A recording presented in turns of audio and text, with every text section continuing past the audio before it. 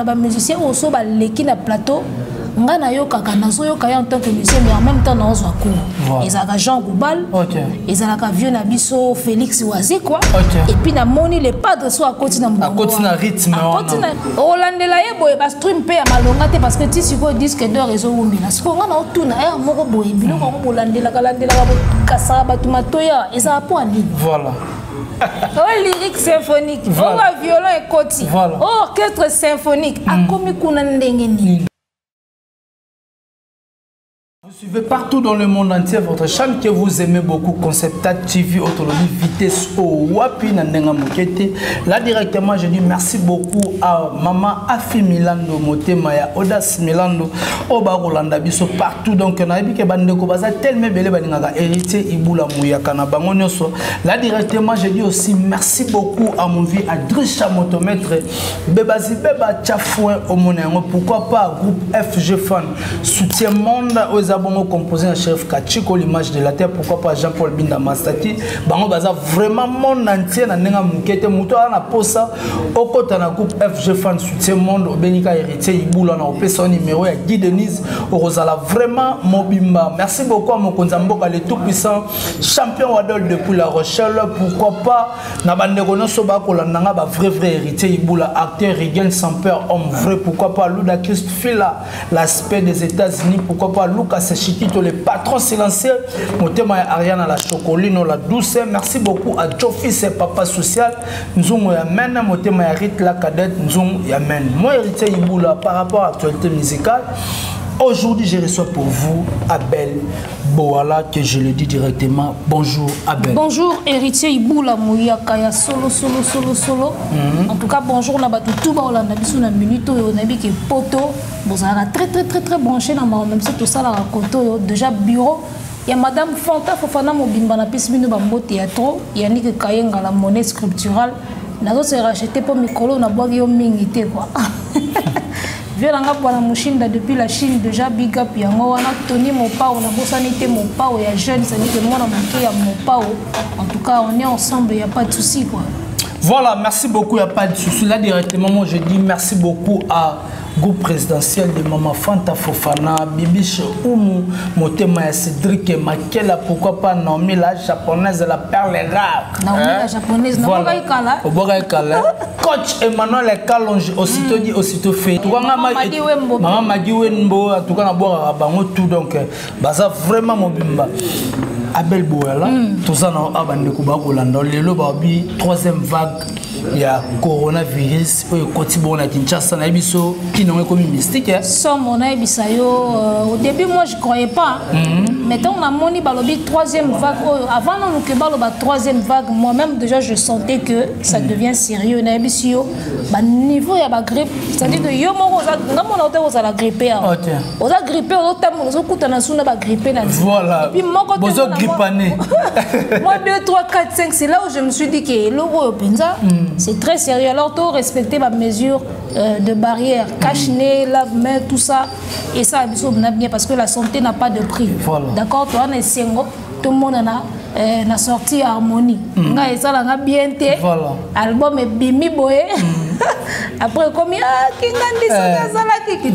donc, tout se préserver pour que tous soient toujours en forme et en bonne santé. Voilà, merci beaucoup Abel Boala par rapport à la contribution. On va comprendre. Sortie médiatique qui a fait rigola. Et ça, là, qui on est. Non, mais en tout cas, sortie médiatique, il y a le padre, il y a plateau à Charlie Prince. Il y a des jours en haut. Mais l'habité, il y a la musique. Moi, il y a la musique. Il y a des différents. La lunette, tout ça. Mais il y a pas sa pagaille. Heureusement, il y a Versace. Mais si on a la musique, il y a la musique déjà. Premièrement, j'ai trouvé que cette émission était riche en conseils. Okay. Il y avait vraiment de la matière en zone Katiwana parce que qui même fait rigoler à conseil par rapport à ma voix. Okay. À mes chanteurs, il y a une pression place au souk au yébate. Voilà. Ils ont un conseil. Combien il y a de jeunes qui ont un tunnel, dans un couloir, alors que tant qu'on fait grand frère à Solo Baboué, maman et la moussi. En tout cas, on a trouvé une émission, on a bien cohérence entre journalistes et artistes. On sentit que l'artiste est un plateau. pour alobela mam na ye alobela carrière na ye ba featuring na ye tout ça mais après moi clash et cause à la poésie mais on sent qu'une grande partie de l'émission artiste est concentrée dans mam na ye et puis azoyemba tout ça à l'aise par contre ndenge ba émission musuto monaka on sentir artiste ayemna na plateau on dirait à la télé bino ba garde de boxe invisible que lelo pena voilà et beba ba omona lelo mnana ko choquer bango lelo mnana ko lobela bango olobi oyembi ko tuté opesi batelo moko te oyo ya makasi ba ozona mutu parce que ngana lingara ni moni biso to bato to landaka makambo so ça ota l'émission personnellement lingara la tika nelo moko bo voilà tu vois le pas ka koyemba to koyoka bien mais à part ça na lingara na tika nelo moko taka biso batamitu voilà alors on a le bango ezaka na ba musicien o so ba leki na plateau ngana yoka kana so yoka en tant que musicien mais en même temps na ozwa cours ezaka Jean Goubal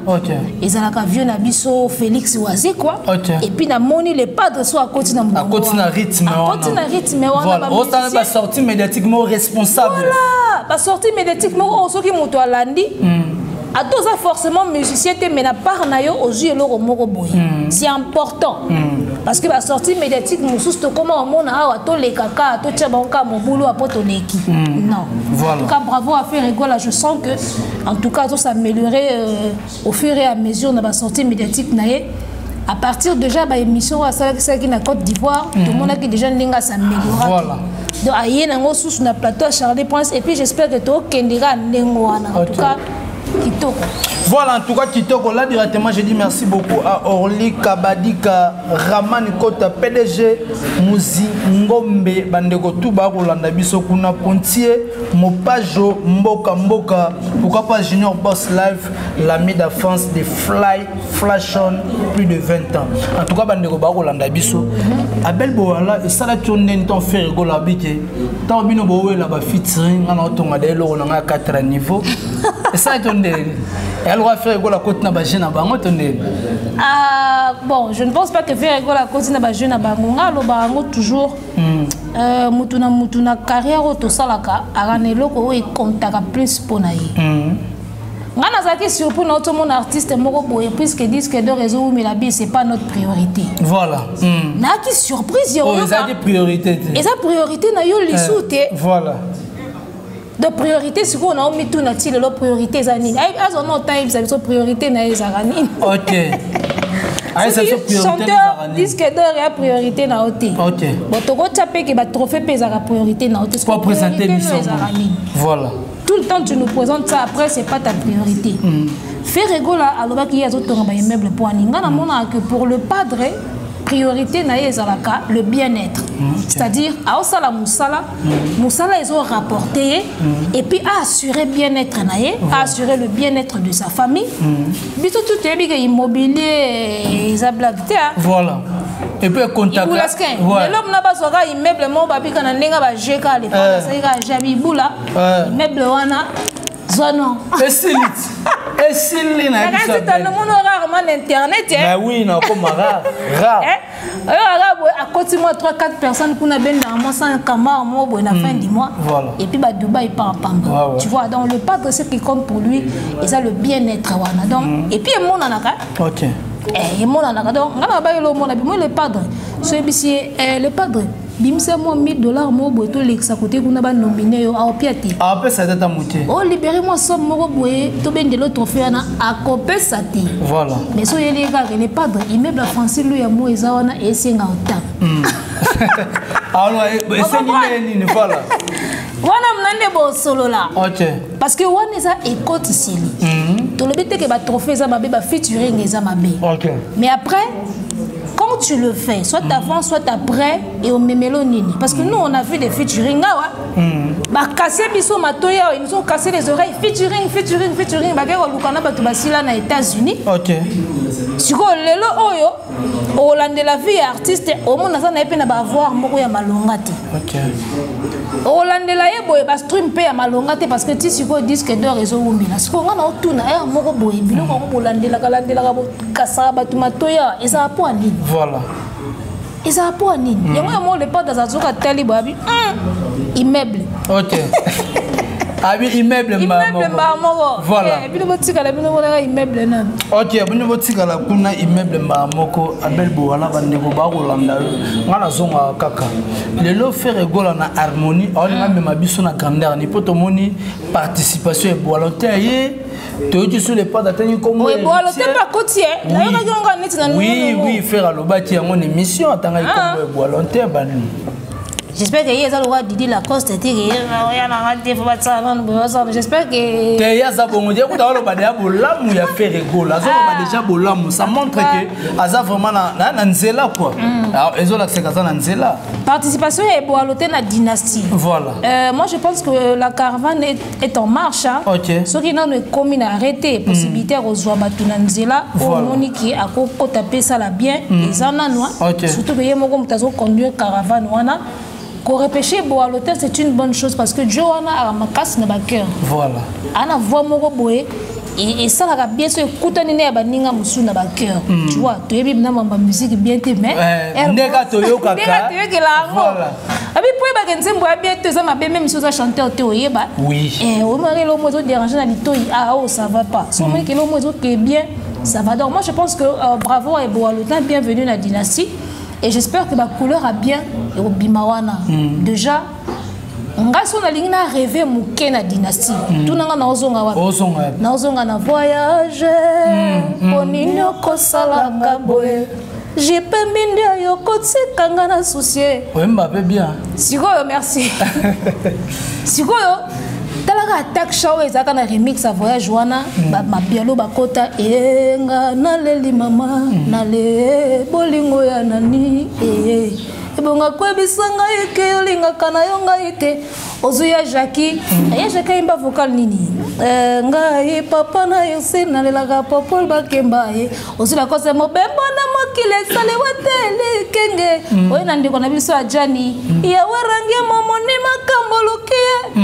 bitumba ba chanter siko tango bango basilisi ozu sikoyo tengo kudibende na Poutine voilà. Qui rira le premier, rira le dernier. Avant qu'il puisse écouter remix. Poutine a dit que wasala kalolendo Clinton e bile asuki saye. Mavonda sala kalolendo seleo. Tala ngana osonga ka wana pona na rêver moke dynastie. Voilà. Ambiance wana. Ambiance wana sona yoki bongo na bibongo ba couleur à dynastie ezo bima moi ndambu azo rêver mais ce qu'on a moi goût ya kilelo parce que oh eza biyembe na bango kala ba mini na bango kala sûrement mutu de son côté abakisi sumo eloko moko boy donc en tout cas Héritier Iboula. Voilà. Nathalie actualité à musique na biso Congo. Je me suis rendu compte que ça a 3 albums. Ça. Voilà, t'as 3 albums. 3 albums. Voilà. Dynastie Nakati, Harmonie Nakati. La légende, il y a le grand moment. Ah, les 4, ok. Vous comprenez? Nandenga Mabete. Voilà. Ngana Gladiateur en constant, mais Nathalie Nabi. Il y en a 3 albums autant que Bimerutika na banane. Ok. Ndeba wake up etikala. Voilà. Mais il paraît que wake up, babi dynastie on les wake up. Ce que l'équipe to betara maboko. Voilà. Si on a ba ce que you maman ko salika faut pas a olekana. Oh. Tala. Auteur le pas dans la dynastie. Auteur au na harmonie. Toke ko tele ga mo pas auteur au na légende. Ce que ga so ba moko sali faut pas. Boyo ke soute. On a ndenge to yoke. Tala mama musique habitu ma musique. Voilà. Tala. Et ça, les 2 artistes et musiciens fait rigolo na le 9e épisode quoi ta bazo préparer l'album World na bango esprit moko boyé même de se sentir à nazo comprendre ba otia ba auteur moko boyé ba otia makambo na level moko boyé voilà on comprend sikoyo na otala sikoyo préparatif ya ndingo na bi oyo osala ka erreur voilà o réédition oh réédition. Oh. Ma beza. Ma beza. Ma beza na nenga muketa tuka bandeko boko landa biso kozala toujours branché bolinga héritier ibula muya kanabino no sope sabino information ko eza sur Abel Boala faire gola ba biazo remixer biso hymne national. Faire gola so abimse lo mwezara combattre les gars bani suna hymne national ya mboka bako bundisela biso faire était Abel. Hey. Combien bandagi déjà? Combien de bandits? Ayoka siko. Congolais. Ini parler ça. En tout cas, c'est une idée géniale. Tant qu'on a eu qui en haut, Nabi, bon, ça c'est le padre.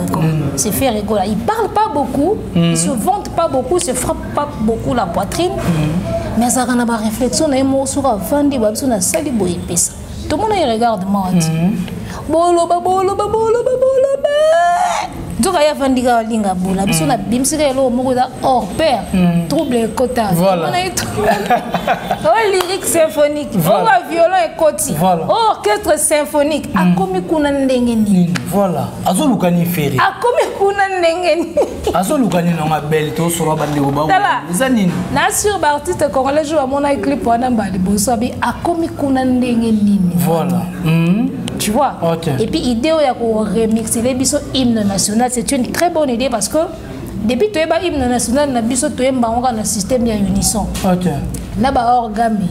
Na ba voix ya debout congolais unis. C'est quoi pour une fois? Artiste, c'est quoi à classer les biso de arrangeant vraiment. Ils ont position. Si vous n'avez pas de temps, est-ce que na classe bana babanda oyemba ndenge te banda oyemba to ba koma ce qu'on a nuance ya les padres. Ke ba na nuance ya les padres. Eza mon laïcité, eza mon fongolinzela bani tout à l'heure les padres. Et puis projet oyo nazo ka dia ba combat si banda ki oh faire fala bomba idée na ye non. Il faut dévoiler. Fallait pas bon. On a ça là les padres. Moi ils ont idée.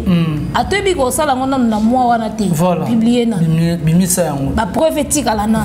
Parce que to comment un système de jeu boko boyo ala ndinga. O asali boye parce que ngape na sala ki boye. OK.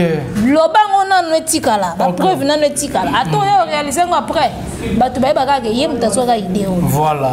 C'est peut-être ça qu'il a fait mais ngana ba keza projet moko même si fait rigole annonce qui ni ngote et ka beta biso ka surprise net regarde moi et linga ka ezwa. OK, linga ezwa na ngana. Linga ezwa yo fandika bo hymne national na monga faire oboya nde. Oboya te fo yo ka yango. Et alors moi linga ka ezwa mais asali ka bien linga annonce ngo poto ka pona ko éviter ba oh landinga oh balanda kanga oh voilà. C'est une très bonne idée en tout cas. Big up dans le parc de Toto Zelango, en tout cas dans Zelango. Ozo Zelango vraiment. Est-ce que conseil nous repose ça na ba golo ba gladiateur au ba kolanda par rapport ya ko repousser les sous faire rigola parce que faire rigola au les réseaux sociaux faire rigola ça présent depuis 2020 l'autre en 2021 faire rigola ça toujours présent au rôle bani na ba gladiateur na ba golois. Ba gladiateur na ba golois. Bande konangai. Tous un artiste oyo Aza fierté Afrique mobimba. N'habite so te se rendre compte nango. Faire rigolo aza lelo fierté de toute une nation. Tu peux bien voir ba gaulois, ba fanatique o baza propre ya yi. N'habite comment pensez-vous que tu peux soutenir artiste ya ndengwana? OK. Ba vue et mata. Ba abonnement et mata. Ba like et mata. Je vais dire ceci parce que ça la inga passe. Avant émission ya fait rigolo na Charlie Prince. OK. Le padre a posté qui en haut la page naé. Alors que bientôt Harmonie tout a publié photo. Na côté na moni il y a 4 heures du temps et 500 et quelques likes. OK. Et ça là inga passe. Voilà. Les golo on a ça bino boy entre nous tous là. Et ça là inga y passe. Artiste na trabo, c'est vrai que ba like ba vu ba blog on a biso toninga ko tchango poité mais tala to na mamba YouTube atanga na onde to aboy na suka ko total epesi combien de to ko ça na raté voilà tu comprends to ça na besoin nango. OK soko poster photo mo kande to vandi boy et mo ko beta to total epesi combien de like et loko wana isa to ko son passé souté voilà tu vois artiste mené na trame ya le padre soka bois qui ba poster ndingo wana ba golo il faut comment déjà ba 1 cas na ba 1 heure voilà. Biso le côté qui a 200 vues, 300 vues, mais 300 likes, pardon. Mais poste le padre, il faut comment déjà un can à 1 heure, on a évité tout ça la wapi. Tout l'amour. Ce n'est pas de cette façon-là de harmonie. OK. La dynastie. Voilà, surtout ça. Tala. Ce n'est pas de cette façon-là de 2 albums minene ou ezoya. Quand de ça boy, en tout cas, on a aussi perdu une attitude na bisoté. Ba gaulois. Voilà. En tout cas, si on se prépare, peut-être il y a 2 grands albums, attitude. Moi, je suis désolé. Voilà. donc to senga to la muka et ça biso bien. Voilà, merci beaucoup to senga to la muka ko sala biso bien to komi vraiment na sous émission na biso. Merci na bande ko nyonso o bazokita ya kolanda biso Abel Bowala ba remerciement na yo par rapport na bande ko to bazokita ya kolanda yo. Na bi ko bossa na te bwana Mushinda. Merci la vie na bwana Mushinda déjà mwana Mushinda tala yeso ga linga chaka Versace. Bwana Mushinda na leli o chez A3 agence eza wana bo contacter Bwana Mushinda pour na okanga ba container Ngwanzu Kinshasa Ngwanzu Angola vena biso Bwana Mushinda agence etiki ba agence ya fret maritime na défaut mutaleki azati.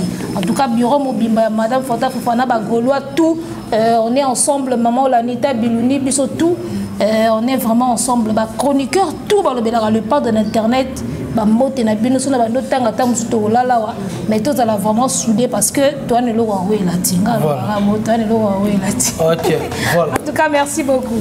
Merci beaucoup en tout cas bande numéro de contact au PCT. Numéro de contact c'est le 0 90 14 94 717.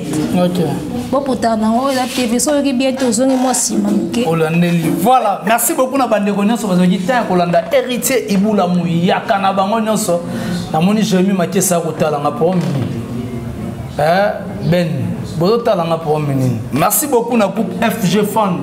Soutien monde au Bazarabongo, monde entier composé par Shérif Kachiko, l'image de la Jean-Paul Binda Mastati, toujours plus beau, pourquoi pas Mami Ekenge, Senga, la Césarine, la Gauloise, Niaja, Merlin Fossé, Kabessa, Alain Manzenza Gizimo, Saint-Mwamba, sur le au côté groupe FG Fan, soutien monde, au Betiga 0033 641 94 66 90, ou Bongo, Guy Denise Azawana po a cotisa vraiment na groupe FG Fan soutien monde. Quant à moi héritier Ibula, je dis merci à mon vieux Adricha motomètre Bebazi Beba. Tu fouin au monde à ma coffee à Nambongone. Je dis merci beaucoup à Oda Milando, pourquoi pas à Motema ya maman Afi Milando ou à Bete la Rabiso Masola qui te retient l'Isola un coup. L'isola un coup, c'est l'isola un coup, na libala, surtout l'isola un coup, maman a finalé là, tiens, fort, l'isola un coup, on a donc venu vraiment donc. Tout le monde a dit, pourquoi, n'a pas ça. Moutounanga tout le temps de tous les jours, qu'il a, qu'il laisse tueur de mensonges, qu'il la basse. On est toujours ensemble donc, tout le monde a dit, Soti Nzambe Azondi.